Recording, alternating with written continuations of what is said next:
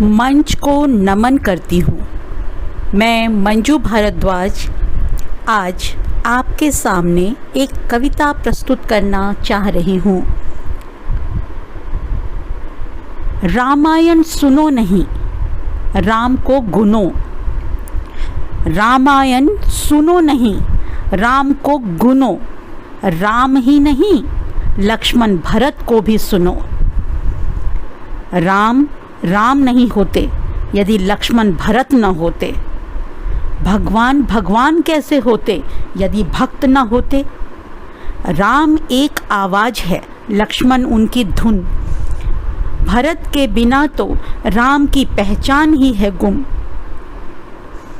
कलयुग से सतयुग की तुलना करें तो करें किस तरह। कलयुग से सतयुग की तुलना करें तो करें किस तरह। दोनों की बीच की खाई भरें तो भरें किस तरह। सुना था हमने राम को वनवास हुआ।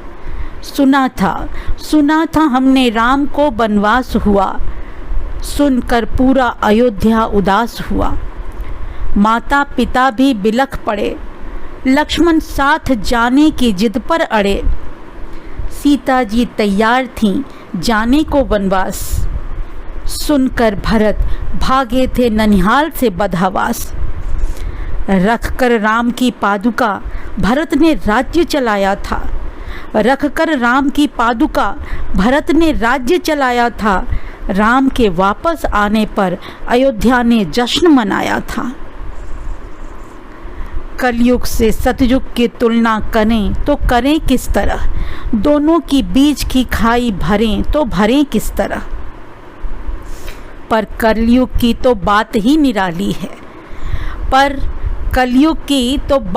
निराली है। यहाँ हर रिश्ता स्वार्थ की बलिहारी है।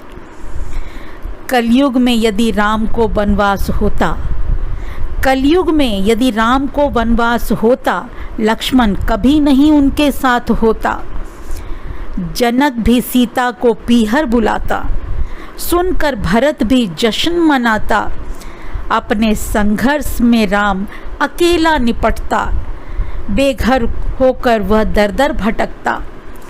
उसके वापस आने की कोई गुंजाइश नहीं है, क्योंकि उसके पास धन की आजमाइश नहीं है। ये सारी बातें भगवान भी समझ गए थे भगवान इस युग की ये नीति।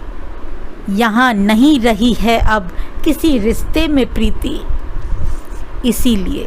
इसीलिए राम को कृष्ण बनकर धरा पर आना पड़ा। शिक्षा देकर अर्जुन को कर्तव्य का पाठ पढ़ाना पड़ा। पांडवों को भी अपने हक के लिए आवाज़ उठाना पड़ा। स्वयं कृष्ण को महाभारत रचाना पड़ा। कलयुग से सतयुग की तुलना करें तो करें